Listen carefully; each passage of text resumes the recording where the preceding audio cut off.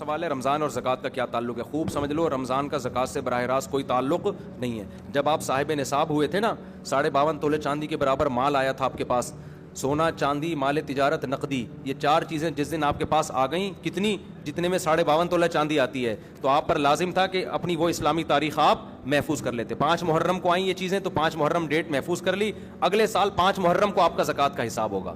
سمجھتے ہو؟ پھر دے بے شک، بعد میں دو، پہلے دو، وہ آپ کی مرضی ہے۔ زکوٰۃ کا نصاب کیا ہے؟ مال تجارت کی تعریف کیا ہے؟ سونا، چاندی، مال تجارت، نقدی، کیش رقم جسے کہتے ہیں، 4 چیزیں جس کے پاس 52.5 تولہ چاندی کے برابر ہوں۔ 52.5 تولہ چاندی کے ریٹ کیا چل رہے ہیں مجھے نہیں معلوم، اوپر نیچے اتنے ہو رہے ہیں، شاید 90,000 1 لاکھ روپے تک چل رہے ہیں شاید۔ تو جس کے پاس اتنی مالیت کا سونا، چاندی، تجارتی مال یا نقدی ہو تو وہ صاحب نصاب بن جاتا ہے۔ اس پر لازم ہوتا ہے کہ وہ اسلامی تاریخ نوٹ کر لے۔ عام طور پر جب لڑکوں کی، لونڈے لپاڑوں کی تنخواہ لگتی ہے، پہلی تنخواہ 90,000 1 لاکھ آئی تو وہ صاحب نصاب بن گئے۔ لڑکیوں کی شادی ہوتی ہے، ان کو سونا ملتا ہے، تو جس دن ان کو سونا ملا ہے، ہینڈ اوور ہوا ہے، وہ تاریخ، وہ اسلامی تاریخ نوٹ کر لیں۔ سمجھ میں آ رہی ہے بات؟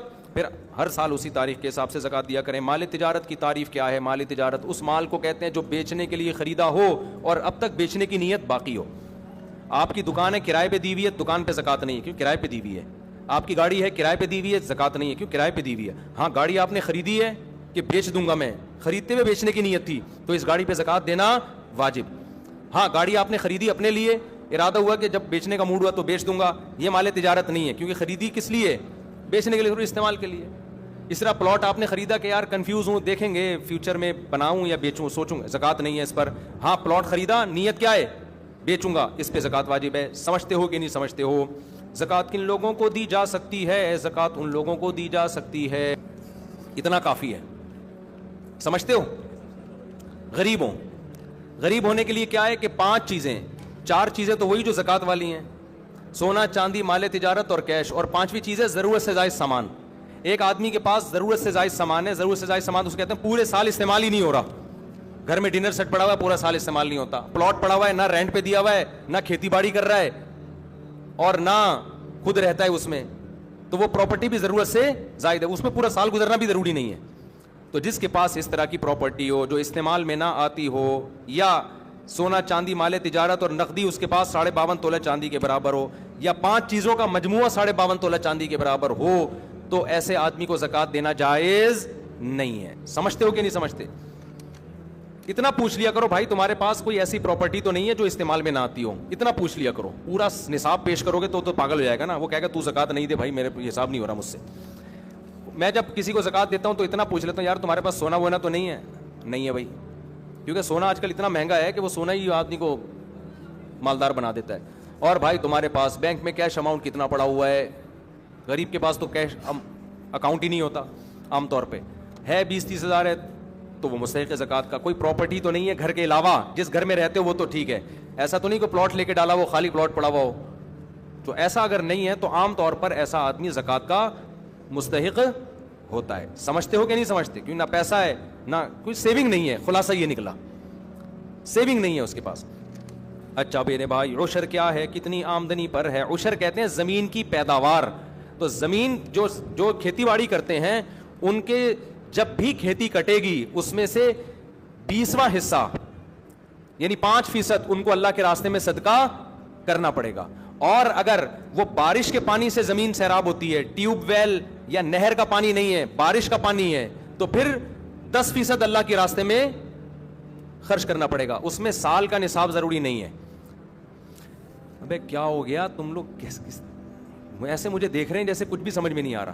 دیکھو، آپ جب بھی زمین سے پیداوار اگاؤ گے نا، جو کھیتی باڑی کرنے والے لوگ ہیں، تو اللہ نے کہا ہے آتو حقہ یوم حصادہ، جس دن کھیتی کٹے گی اللہ کا حق اس میں سے نکلے گا۔ اتنا مزہ آتا ہے نا یہ آیت پڑھتے ہوئے کہ کیا اللہ میں نے کتنا اچھا قانون بنا دیا، کھیتی کٹ رہی، اللہ کہہ رہے میرا بھتہ مجھے چاہیے، گویا کہ بھائی، تو نیک لوگ خوشی خوشی دیتے ہیں۔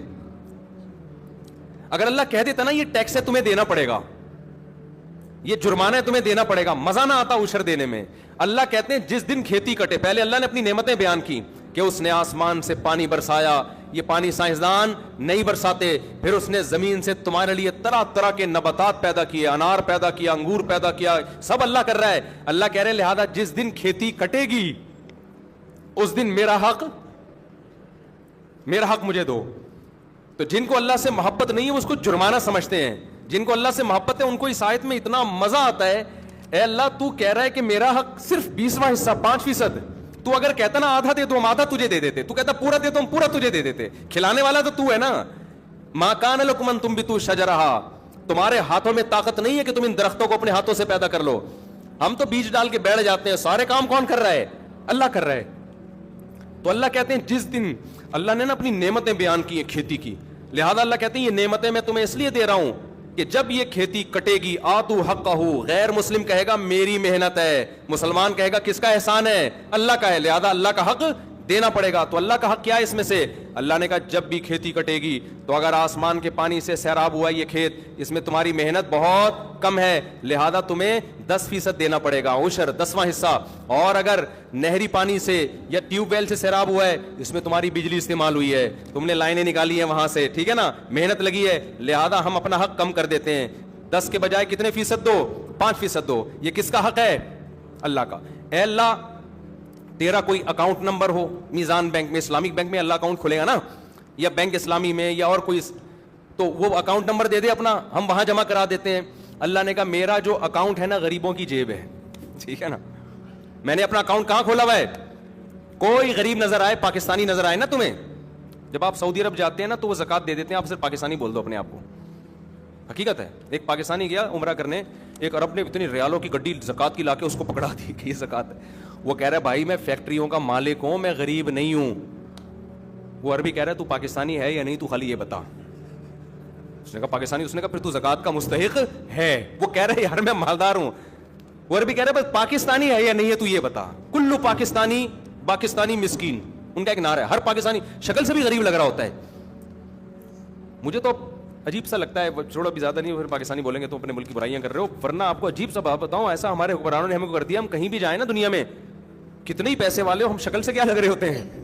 قریب ہی لگ رہے. تو ایسا ہمارا امیج دنیا کے سامنے بنا دیا ہے. اچھا بھائی, تو اللہ میاں نے کہا کیا کہا کہ میرا جو اکاؤنٹ ہے وہ تمہیں کہاں ملے گا؟ جو غریب نظر آئے اس کی جیب میں وہ عشر ڈال دو. تو دیگر تینوں اماموں کے نزدیک, امام مالک, امام شافعی, امام احمد بن حنبل کے نزدیک تو پیداوار کا جو 10واں حصہ ہے وہی آپ کو صدقہ کرنا پڑے گا. امام ابو حنیفہ کے نزدیک یہ اجازت ہے کہ یا تو اس میں سے 10واں حصہ دے دو یا اس 10ویں حصے کی قیمت دے دو, بلکہ قیمت دینا ان کی نظر میں زیادہ بہتر ہے. سمجھتے ہو؟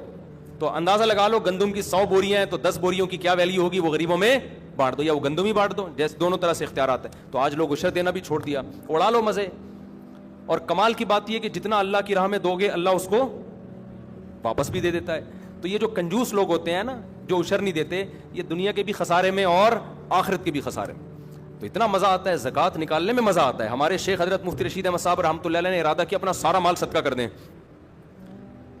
پھر ضرورت کا رکھیں. حضرت فرماتے ہیں لیکن میں نے یہ سوچ کے نہیں کیا کہ پھر زکات نہیں واجب ہوگی مجھ پر, زکات دینے کا اپنا مزہ ہے. نہیں یاری بات.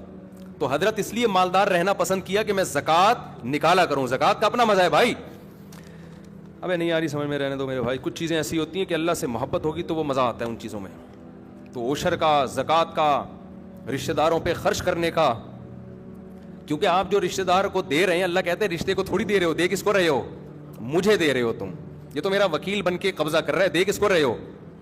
تو اللہ کو دینے میں. کوئی سیٹھ کروڑ پتی ہو, غریب آدمی سے قرضہ مانگے تو غریب تو سارا کچھ لا کے اس کے قدموں میں ڈال دے گا, کہے گا یار تو اتنا مالدار ہو کے مجھ سے پیسے مانگ رہا ہے, اس سے بڑی میری عزت کیا ہو سکتی ہے؟ کیونکہ اس کو پتہ ہی ہے یہ ایسے ہی مانگ رہا ہے, یہ تو اس کے پاس تو بہت ہے, یہ تو مانگ کے صرف یہ دکھانا چاہ رہا ہے کہ تو مجھ پہ خرچ کرتا ہے, لہذا یہ اور مجھ پہ الٹا خرچ کرے گا. اور جو اللہ والے لوگ ہیں ان کو اس سے بھی غرض نہیں ہوتی کہ اللہ ہمیں واپس دے. سمجھتے ہو نا, ان کو اس سے نہیں ہوتی کہ ہم صدقہ اس لیے کر رہے ہیں کہ اللہ ہمیں ریٹرن کرے. وہ کہتے ہیں اللہ نہ بھی کرے نا, ہمیں تو اسی میں بڑا مزہ ہے کہ اللہ ہم سے مانگ رہا ہے. تو عشر اور زکات اور صدقات و خیرات دل کی خوشی سے کیا کرو کہ اللہ کا احسان ہے ہمارے اوپر کہ اس نے ہمیں صدقات و خیرات کا حکم دیا, کنجوس نہیں بنایا ہمیں, ورنہ گھسیٹتے رہتے, ادھر سے بھی آ جائے, ادھر سے بھی آ جائے, ادھر سے بھی آ جائے, ادھر سے بھی آ جائے. حدیث میں آتا ہے اوپر والا ہاتھ اللہ کو نیچے والے ہاتھ سے پسند ہے. غیرت پتہ نہیں کتنے لوگوں کو اب آئے گی اتنا کچھ سننے کے بعد. اگر کوئی باہر ملک میں کام کرتا ہو تو وہ پاکستانی کرنسی میں زکوٰۃ ادا کر سکتا ہے, لیکن جس ملک میں رہتا ہے اس ملک کا ریٹ لگائے گا, ڈنڈی نہیں مارے, رہتا وہاں ہے اور ٹھیک ہے, یہاں کے قیمت لگا رہا ہے, یہ بیمانٹی ہوگی.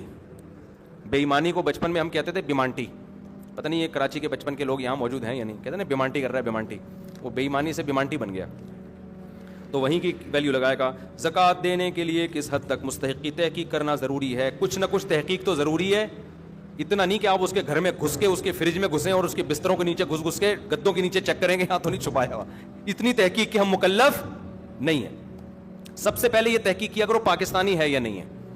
پاکستانی ہے تو 99% امکان ہے کہ زکوٰۃ کا مستحق ہے, اتنا کافی ہے. 1% کے لیے پھر یہ ہے کہ آپ یہ دیکھ لو کہ اس سے 2-4 سوال پوچھ لو, بھائی تمہارے پاس گولڈ تو نہیں ہے, بھائی کوئی پراپرٹی تو نہیں ہے اضافی. اچھا بیوی کے پاس اگر سونا ہے تو شوہر کا نہیں کہلائے گا, وہ بیوی کا کہلائے گا, اس سے شوہر کا پھر بھی غریب ہونا ثابت ہوگا, سمجھتے ہو؟ تو ان کو دیا جا سکتا ہے جو اس طرح کی تحقیق کر لو. کوشش کرو زیادہ سے زیادہ مستحق کو دو نا.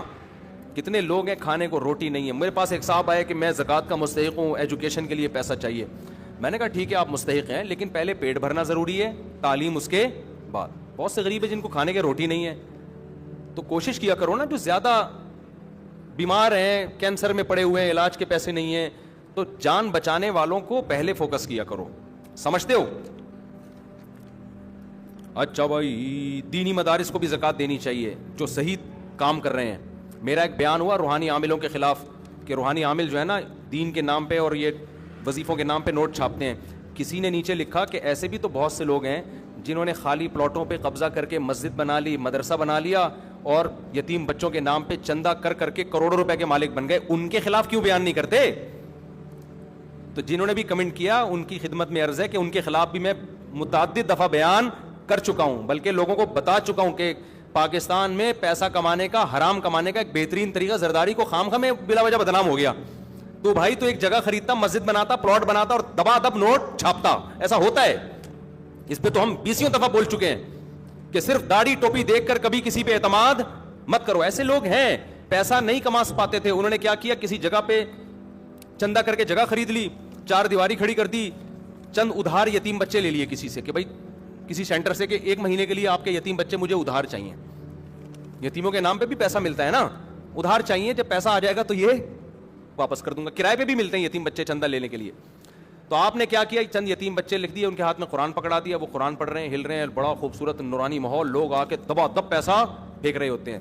تو میں نہیں کہہ رہا کہ مدارس کے محتمم فراڈی ہوتے ہیں یا علماء معاذ اللہ 2 نمبر ہوتے ہیں یا مولوی 2 نمبر ہوتے ہیں, نہ 2 نمبر لوگ بھی مولویت کے لبادہ اوڑھ لیتے ہیں. 2 نمبر لوگ بھی مدرسے کے ناظم کا لیبل استعمال کر کے لوگوں سے پیسے بٹورتے ہیں. تو کہیں بھی کوئی مدرسہ ہو, آنکھ بند کر کے تعاون نہیں کرنا, آپ نے ریسرچ کرنی ہے, تحقیق کرنی ہے کہ واقعی یہ دین کی خدمت ہو رہی ہے, پیسہ صحیح جگہ استعمال ہو رہا ہے. ایسا تو نہیں کہ ناظم صاحب کے پیٹ میں جا رہا ہو. اور بڑے بڑے فراڈ ہوتے ہیں ہم نے خود دیکھے ہیں. ایک مسجد بنا لی, مسجدیں بک رہی ہوتی ہیں, سودے ہوتے ہیں مسجدوں کے, 1 کروڑ میں بکی, 2 کروڑ میں بکی, خریدنے والے کو پتا ہے 1 کروڑ لگاؤں گا, پھر مسجد کے نام پہ جو چندہ ہوگا نا یہ پیسے ریکور, یہ باقاعدہ بزنس ہو رہا ہے, اپنی آنکھوں سے دیکھا ہے ہم نے. تو اس لیے اب یہ تو نہیں کہ مدرسوں کے ساتھ تعاون ہی چھوڑ دیں, تعاون تو ہماری اور آپ کی ذمہ داری ہے, دینی مدارس کو تو ہم نے ہی چلانا ہے, لیکن طریقہ یہ ہے کہ آپ ایک دفعہ تحقیق کریں کہ ریلائبل مدرسہ ہے یا نہیں ہے, یہاں پیسہ صحیح استعمال ہوتا ہے کہ نہیں ہوتا. آنکھ بند کر کے کسی کے ساتھ تعاون نہیں کرنا. جو قابل اعتماد دینی ادارے ہیں ان کے ساتھ تعاون کریں. بنوری ٹاؤن ہے, جامعۃ الرشید ہے, دارالعلوم کرنگی ہے, بن نوریہ ہے, جامعہ اشرفیہ, یہ سارے بڑے بڑے اکابر, بڑے بڑے علماء ان مدارس کو چلا رہے ہیں, تو ان پہ تو پورا اعتماد. اسی طرح چھوٹے مدرسے بھی ہیں جن کے ساتھ تعاون کرنا چاہیے, لیکن پہلے ایک سروے کریں آپ جا کے کہ یہ پیسہ میرا صحیح استعمال ہو رہا ہے یا نہیں ہو رہا, ورنہ فراڈیوں کے ہاتھ چڑھ جاؤ گے آپ. اور بہت پیسہ اس میں, جو مذہب کے نام پہ جب حرام خوری ہوتی ہے نا تو پھر تھوڑا پیسہ نہیں آتا. اگر کسی نے زکوٰۃ ادا نہ کی ہو تو کیا پچھلے سالوں کی زکوٰۃ بھی ادا کرنی ہوگی؟ جی ہاں, ادا کرنی ہوگی, بالکل. زکوٰۃ نہ دینے کی کیا وعید ہے؟ اللہ نے فرمایا جو سونا چاندی تم جمع کر کے رکھتے ہو زکوٰۃ نہیں دیتے, اسی کو پگھلا کے تمہاری پیشانیوں کو داغوں گا میں قیامت کے دن, اور کہوں گا ھذا ما کنزتم لانفسکم, یہ وہ خزانہ ہے جو تم نے اپنے لیے جمع کیا تھا. آپ کہہ سکتے ہو اللہ کرنسی کو کیسے جلائے گا, تو اللہ اس کو بھی جلا کے داغ سکتا ہے. تو جو مال جمع کر رہے ہو نا اور زکوٰۃ نہیں دے رہے, اسی کو اللہ جلا کے پیشانیوں کو داغے گا قیامت کے دن. اللہ اس عذاب سے بچائے. اچھا میرے بھائی, زکوٰۃ کا کانسیپٹ کیا ہے, اس کے پیچھے کیا فلسفہ ہے؟ زکوٰۃ کا کانسیپٹ یہ ہے کہ اللہ کہتا ہے کہ میں اپنے بندوں کو کھلاتا پلاتا ہوں, یہ تمہاری کمائی نہیں ہے, یہ میرا احسان ہے. تو جب میرا احسان ہے تو جو مجھ پر ایمان لائے گا تو وہ مجھے قرضہ دے گا, اور مجھے قرضہ دینے کا طریقہ ہے میری مخلوق پہ خرچ کر دو. تو جس کا اللہ پہ, اللہ چیک کرتا ہے کہ یہ اوپر کے ایمان کے دعوے ہیں, سچی مچی کا مسلمان ہے یہ, صحیح ہے نا, کیونکہ پیسہ خرچ کرنے کے لیے کمزور ایمان چلتا نہیں ہے. صحیح ایمان ہوگا تو روکھڑا نکلے گا, ورنہ نہیں نکلے گا. ایک کو آپ نے محبت کا دعویٰ کیا اپنی محبوبہ سے, مجھے تم سے بہت محبت ہے, اس نے کہا بہت ہے تو 500 روپے دے دو. تو آپ نے کہا یار یہ 500 روپے تو نہیں میں دے رہا, تو سمجھ جائے گی اوپر سے بولنے پر گورنمنٹ کی طرف سے کوئی پابندی نہیں ہے, تو 500 روپے سے پتہ چلے گا. اگر وہ مانگ لے 1000 روپے تو پھر پتہ چلے گا 1000 والی ہے. تو ریٹ ہوتے ہیں نا, روکھڑے سے پتہ چلتا ہے کہ کتنی محبت ہے.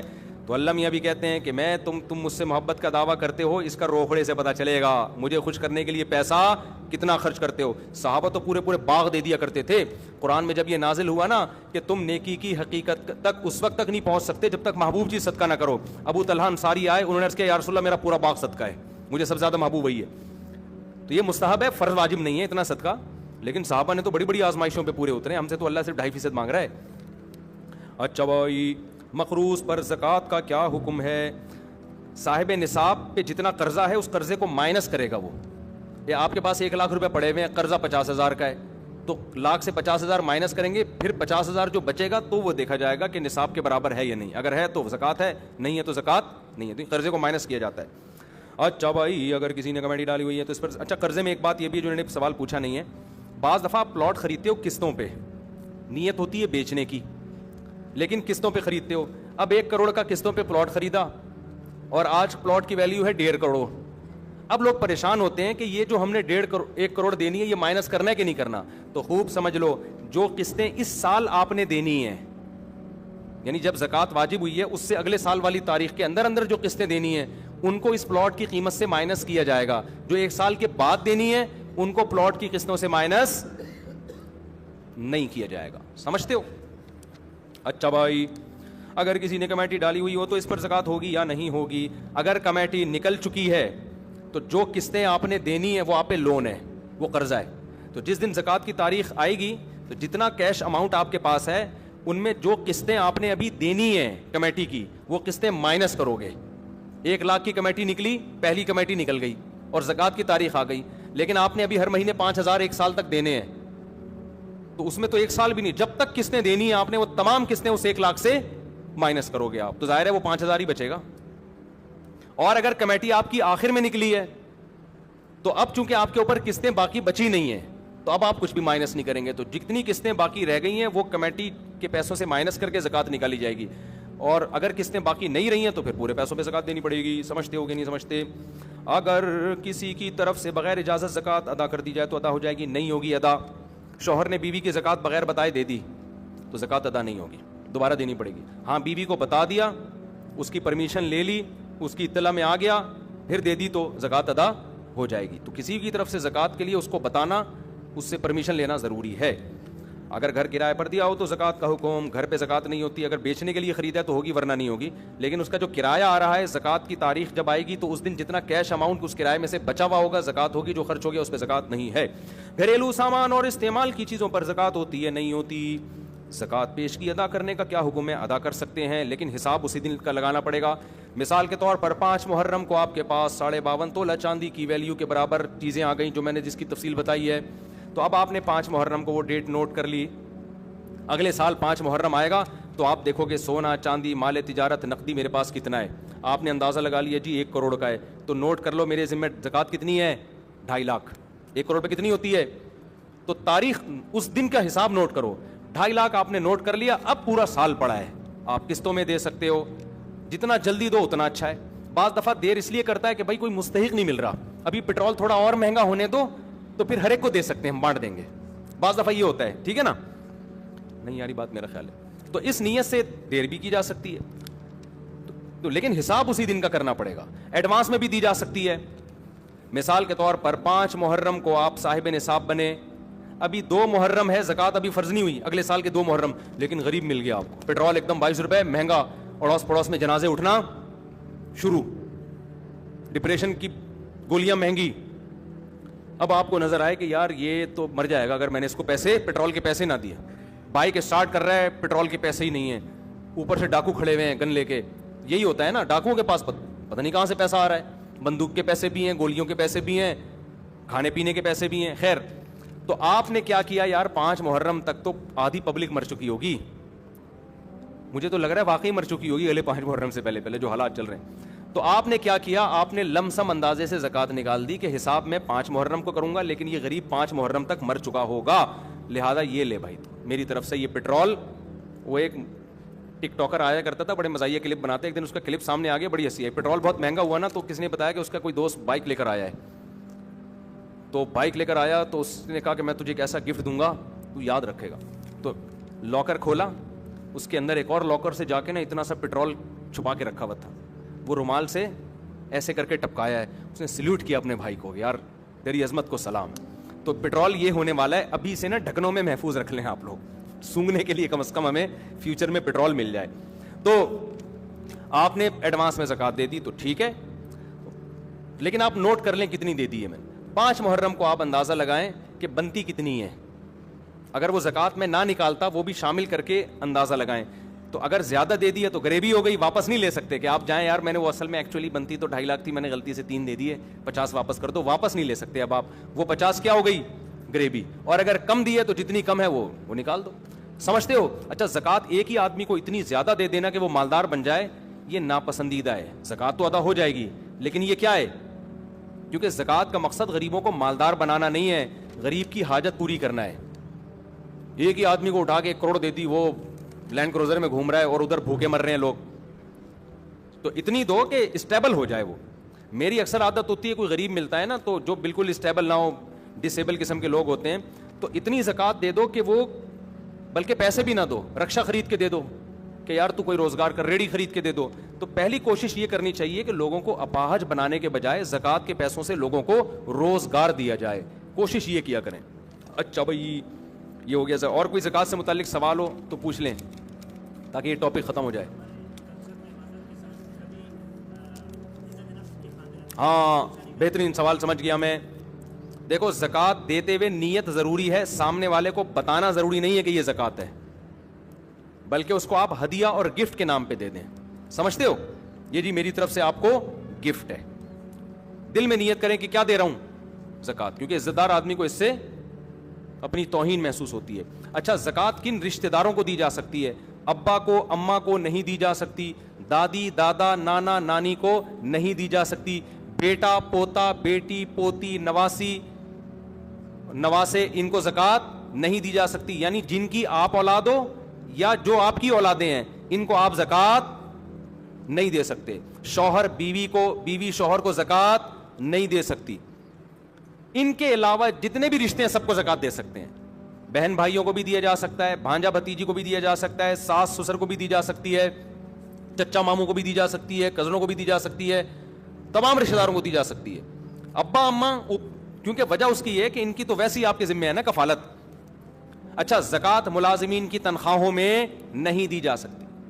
آپ کے ملازم کی تنخواہ 1 لاکھ بنتی تھی, آپ نے کہا زکوٰۃ کا مستحق چلو اس دفعہ یہی پہنا دو, ایسا نہیں ہو سکتا. زکوٰۃ آپ کو الگ سے دینی پڑے گی.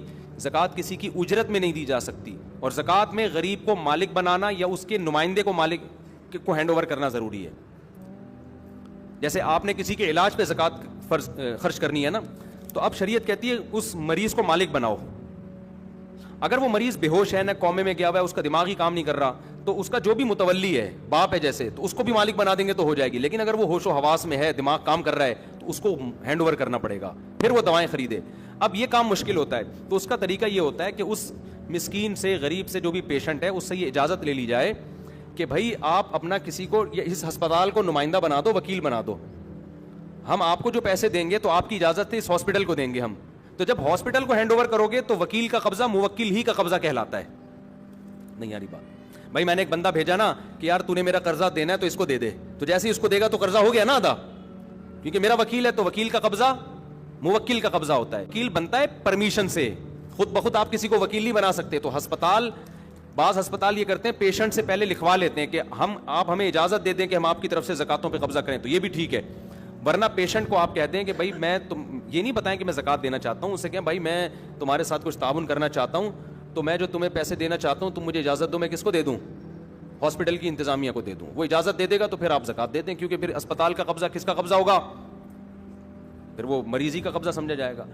تو اس طرح وکالت کے ذریعے تو ہو سکتا ہے, بغیر وکالت کے ڈائریکٹ دے دیں گے, یا تعمیر میں لگا دیا, تعمیروں پہ زکاتیں نہیں لگتی, سمجھ رہے ہو, کنسٹرکشن کے کام پہ زکات نہیں خرچ ہوتی, مسجدوں کی تعمیر نہیں ہو سکتی, مدرسوں کی تعمیر نہیں ہو سکتی, مالک بنانا ضروری ہے, تنخواہوں میں زکات نہیں جا سکتی. کسی غریب بچی کی شادی کرانی ہے, لوگ کہتے ہیں زکات, تو بھائی اس کو آپ وہاں بھی یہی ہے, اس بچی کو ہینڈ اوور کرو, پیسہ ہینڈ اوور نہیں کر سکتے, اس بچی سے پرمیشن لو کہ ہم آپ کی پرمیشن سے کھانا وانا کھلائیں. اول تو بارات کے کھانے اسلام میں ہے نہیں, لیکن مجبوری ہے تو ان کو بتا دو بھائی میں سارا خرچہ آپ کی طرف سے اٹھاؤں گا, تو اٹھاؤں گا نہیں, آپ کا وکیل کون ہے اس کو میں قبضے میں دوں گا. خود آپ وکیل نہیں بن سکتے, جو دینے والا ہے وہ خود وکیل نہیں بن سکتا. آپ کہ ابا کو وکیل بنا دو, جتنا پیسہ اس شادی پہ ہوگا میں آپ کو دینا چاہتا ہوں تو آپ اجازت دے دو آپ کے ابا کو دے دوں, تو ابا کو دے دیں, وہ پھر جو مرضی کرتے رہیں اس سے بچی کی اجازت سے. تو یہ سارے طریقے ہیں زکوٰۃ کے. اور کوئی کسی نے سوال پوچھنا ہو؟ جی. سید کو زکوٰۃ نہیں دے سکتے, اس کو ویسے صدقہ خیرات کے ساتھ اس کے ساتھ مدد کریں. سید کہتے ہیں جس کے ابا سید ہوں, اماں سید ہونے سے بچہ سید نہیں ہوتا. اسلام میں نسب کہاں سے چلتا ہے؟ جیسے ابا زرداری ہوں تو بیٹا کیا ہوگا؟ زرداری ہوگا, صحیح ہے نا. ابا سید ہوں تو بیٹا کیا ہوگا؟ بڑی گہری بات ہے. تو اسلام میں نسب کہاں سے چلتا ہے؟ ابا سے, کیونکہ ہم لوگ کے ابا ہوتے ہیں. بہت سو کے ابا سے چلتا نہیں ہے کیونکہ ان کے ابا نہیں ہوتے. بہت سو کے قوم ہیں جن کے ابا ہی مارکیٹ سے کیا ہو گئے, شارٹ ہو. ہمارے یہاں پیٹرول شارٹ ہو رہا ہے, چینی شارٹ ہو جاتی ہے, شوگر ہے, ہمارے ابا شارٹ نہیں ہوئے. ان ملکوں میں کبھی چینی شارٹ نہیں ہوئی, کبھی پیٹرول شارٹ نہیں ہوا, لیکن شارٹ ہوئی تو ایسی چیز ہوئی کہ اللہ کی پناہ یار, ابا ہی شارٹ ہو گئے. کسی کے ہاں ابا ہوتے ہیں, بھائی آپ تو باہر سے آئے نا, میں ویڈیو میں نہیں آئیں گے, آپ ڈرے نہیں, یہ تو یورپ سے آئے ہیں. ایسا ہوتا ہے نا کہ ان لوگ کے یہاں کسی کے ابا ہوتے ہیں, کسی کے نہیں ہوتے. تو ابھی تو BBC کی رپورٹ ہے, اس میں رپورٹ آئی ہوئی تھی وہی ان مغربی کنٹریز کے بارے میں کہ ابا کا ریشو ختم ہوتا جا رہا ہے. ایسے بچے بہت سارے ہو گئے جن کے ابا ہی نہیں ہیں. ہمارے ایک دوست ہیں بچپن کے, وہ شکار پہ جایا کرتے تھے, بس یہ بتا کے بیان ختم کر رہا ہوں. شکار پہ جاتے تھے تو اپنے والد کو کہتے تھے ابا جی, دادا کو کہتے تھے ابا جی. تو جیسے ہی کوئی شکار نظر آتا ہو کہتے تھے ابا جی ٹھا ٹھا کرو, یعنی بچہ تھا نا وہ, میرا دوست تھا, بچپن کی بات بتا رہا ہوں. تو اتنی اسپیڈ بولتے ابا ہی ٹھا, ابا جی کو بولتے تھے ابا ہی ٹھا. تو اس بچے کا نام پڑ گیا ابا ہی ٹھا, وہ ابا ہی ٹھا آ رہا ہے. ابھی بھی لوگ تھوڑا سا چھیڑتے ہیں, بھائی یار یہ وہی نہیں ہے جس کو ابا ہی ٹھا, ابا ہی ٹھا, ابا ہی ٹھا. تو ابا ہی ٹھا کا مطلب ایسا لگ رہا ہے جیسے ابا ہی کو ٹھا کر دیا آپ نے. تو گورے نے کیا کیا, ابا ہی ٹھا. ابا مارکیٹ سے کیا ہو گئے, ان کے ابا کی بات کر رہا ہوں, یہ جو بیٹھے ہوئے, ابا کیا ہو گیا مارکیٹ سے ٹھا, ابا ہی کو ٹھا کر دیا. وہ تو کہہ رہا تھا بچہ کہ ابا ہی وہ ٹھا, یعنی مارو اس کو. گورے نے ابا کو ہی اٹھا کے ٹھا کر کے اپنی سوسائٹی سے نکال دیا. اس لیے میں بار بار کہتا ہوں, ہم جب کسی سے ابا کی خیریت پوچھتے ہیں تو ہم پوچھتے ہیں آپ کے ابا خیریت سے ہیں, وہ کہتے ہیں ہاں ہیں یا نہیں ہیں. لیکن گورے سے آپ کو 2 سوال پوچھنے پڑیں گے. پہلا سوال, آپ کے ابا ہیں؟ وہ کہے گا ہاں ہیں. پھر آپ پوچھیں گے اچھا خیریت سے ہیں یا نہیں. تھوڑا سا جملہ بڑھانا پڑتا ہے وہاں, یہ ایک ٹینشن ہے تھوڑی سی. تو جب آپ جائیں تو یہ 2 جملے یاد کر کے, ایسے ڈائریکٹ نہ پوچھ لے کرے آپ کے ابا خیریت سے, وہ کہے گا پہلے یہ تو پوچھو ہے بھی کہ نہیں ہے, اس کے بعد وہ بتائے گا. خیر یہ کہاں سے کہاں بات چلی گئی. تو زکوٰۃ کے مسائل تھے, ٹھیک ہے نا. ابا سید ہو تو بیٹا کیا ہوگا, سید, اس کو زکوٰۃ نہیں. میاں بیوی کے شوہر سید ہے تو بیوی سید نہیں ہوگی, پھر بیوی کو زکوٰۃ دے سکتے ہیں. سبحانک اللہم و بحمدک نشہد ان لا